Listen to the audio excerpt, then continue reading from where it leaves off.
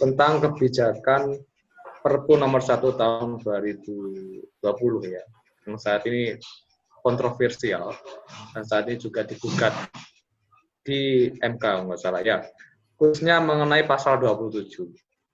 Ya, di situ disebutkan bahwa pejabat siapapun itu kalau dia itu dengan itikat baik tidak bisa digugat secara perdata dan pidana. Kenapa harus muncul pasal tersebut? Apakah nanti takut seperti kasus BLBI dan sebagainya itu?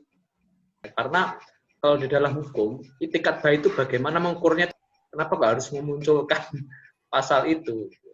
Ya, mungkin itu saja, Pak Muhyiddin. Terima kasih. Assalamualaikum warahmatullahi wabarakatuh. Oke, saya jawab dulu ya. Iya, wow. Jadi memang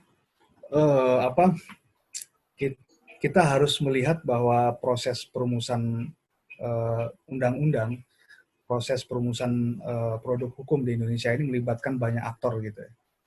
Jadi dalam proses penyusunan Perpu itu memang maksud awalnya adalah untuk mengakomodir ya perubahan APBN gitu. Perubahan APBN yang kemungkinan defisitnya itu membengkak lebih dari 3%, karena itu akan melanggar Undang-Undang Keuangan Negara. Ya, dan juga pemerintah juga menganggap bahwa penanganan untuk menjaga stabilitas sistem keuangan itu perlu penanganan yang lebih ekstrim gitu. Nah, dan itu tidak diatur dalam Undang-Undang PPKSK sebelumnya. Nah, jadi sebetulnya maksud awal dari perumusan Perpu nomor 1 itu seperti itu. Nah, saya tidak tahu, mungkin di tengah jalan terjadi lobby-lobby. Ini kan soal politik hukum ya. Di tengah jalan terjadi lobby-lobby sana kemari, mungkin pada saat perumusannya, mungkin pada saat pembahasan di DPR-nya.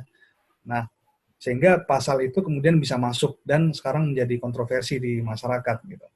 Sehingga per hari ini sudah kalau tidak salah Jokowi diundang untuk ini ya.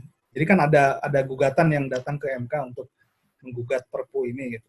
Dan Jokowi dipanggil oleh MK untuk bersaksi di persidangan. Nah, ini itu ini ya dinamika politik hukum di Indonesia.